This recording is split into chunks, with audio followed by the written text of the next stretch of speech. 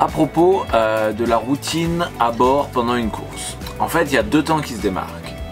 D'abord, il va y avoir toute la phase de départ. Donc, le matin, je prépare le bateau, je vire tout ce qui est à virer pour pas que le bateau soit trop lourd. On sort du port et là, on commence à s'échauffer un petit peu.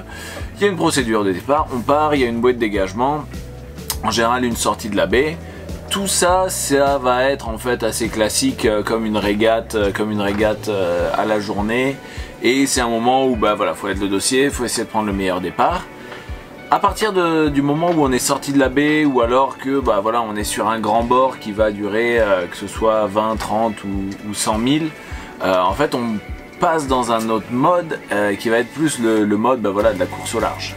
En fait, une fois que, que le départ est passé, on passe en mode vraiment solitaire et ça veut dire que la vie à bord va être un petit peu menée par les trois principes de base qui sont les 3 R, route, réglage, rangement. Ça veut dire que voilà, je suis parti, je suis au large, j'ai ma voile qui est bien, donc je suis sur la bonne route, mes voiles sont réglées, donc soit je barre, soit je suis sous pilote auto.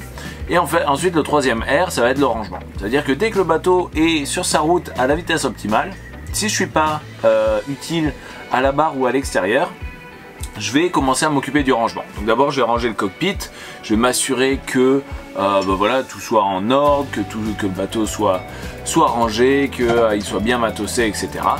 Ensuite, voilà, je vais ranger l'intérieur, éventuellement s'il y a des choses qui se sont déplacées pendant la navigation et tout. Et je vais commencer à en fait m'occuper du bateau et de moi. Donc d'abord je vais faire la navigation. Ça veut dire que je vais sortir mon routage. Voilà, j'ai mon carnet ici, mon roadbook avec dedans les atlas de courant. Si jamais j'ai besoin de vérifier quelque chose, je vais vérifier ma navigation, mon roadbook et tout. Ça va être la première chose que je fais, être sûr que ma stratégie est bonne et que voilà, je connais quelle va être la voile que je vais avoir sur la prochaine, sur le prochain cap et toutes ces choses là. Une fois que je sais que ma navigation est prête et tout, je vais essayer certainement de manger quelque chose.